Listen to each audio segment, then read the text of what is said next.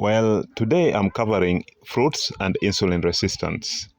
Another offer from the Farmers of Health, and I'm James Bore. I'm an ophthalmic clinician. Now, I've considered this topic because most of the time we bang on fruits, thinking that they are so much healthy, but sugars or fructose is so deadly, and we'll just find out why. Now, generally, fruits are so deadly when it comes to insulin resistance and developing of diabetes mellitus, high fatty liver, among others, non-communicable diseases. And we shall find out why, because most of the time fruits have been considered as very healthy, and you keep on wondering why you cannot lose weight, why your diabetes cannot go away. We have these foods or general that are classified as under carbohydrates, and we have simple carbohydrates and complex carbohydrates. Under simple carbohydrates, now here is where we have the monosaccharides and the glucose, fructose, which is now the fruit sugar, and galactose are classified under monosaccharides under the simple carbohydrates. So in short, carbohydrates are sugars. Okay, carbohydrates and sugar are typically sugars. Another name for carbohydrates. These are foods that once you take, they will cause an increase in your blood glucose level. Carbohydrates are just chains of glucose. So when you talk of rice, when you talk of bread, when you talk of ugali, those are just chains of glucose. They're just sugars in simple terms. So as I've said before, these are long chains of glucose. That is why once you take them, they are digested very fast. They cause an increase in your sugar levels, a spike in your insulin levels.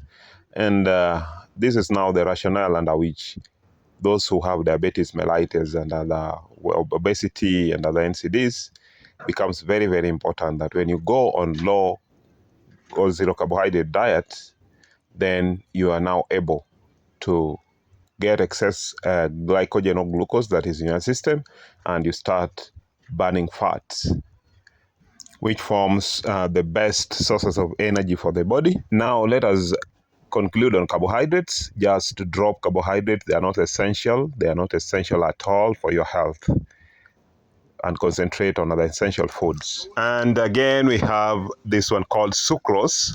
Sucrose now is the table sugar, which has got one molecule of glucose and a molecule of fructose.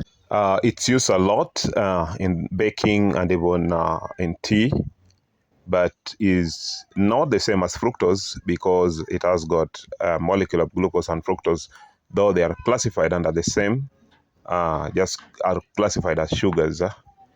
And fructose, that is fruit sugar, is one of the sweetest sugars. Up to this moment, many people think that fructose is healthy. Researchers up to late 1996 demonstrated absolutely no hazards related to consumption of fruits. But why are fruits this harmful? And most of us will argue that it is found naturally in fruits, and we don't even moderate on its consumption, but it is so deadly. Now, this was a study that was done in Harvard University. Some 2,000 nurses were followed up just to try and establish the correlation between weight gain and sugar consumption. So they were put on sweetened beverages, and we can see that there was an average weight gain of 2 kgs and a maximum of 4.2 kgs when now you doubled the intake of sugars. But again, when it was reduced, they recorded less weight gain. So there was a clear correlation between sugar consumption and weight gain. Now you understand why you've been taking fruits, thinking that you are eating healthy. In fact, I meet clients who are diabetic, I meet clients who are battling lifestyle diseases, but the advice they've always been given from the clinics that they attend is that they take a lot of fruits and some brown bread and brown rice, which is very wrong.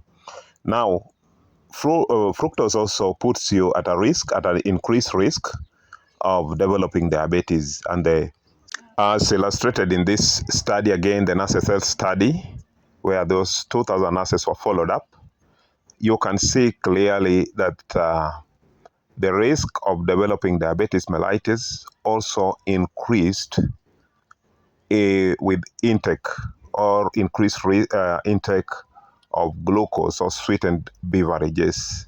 Now, this again puts you at risk of developing other complications like cardiovascular diseases. Now, type 2 diabetes puts you at a high risk of cardiovascular diseases, fatty liver, among others. Now, why is fructose too bad? Why are fruits this bad? Now, the difference is in the way fructose is metabolized. Now, glucose can be metabolized and can be used by every cell in the body, and that is the heart, the liver, the brain cell, the muscles. However, this is not true with the fructose. Fructose can only be metabolized by the liver, as you can see in this diagram.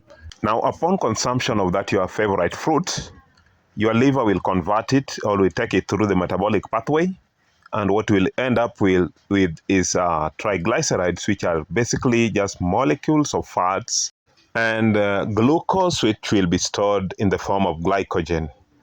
Now, you keep on taking fruits, the liver continues to pile up and form more triglycerides.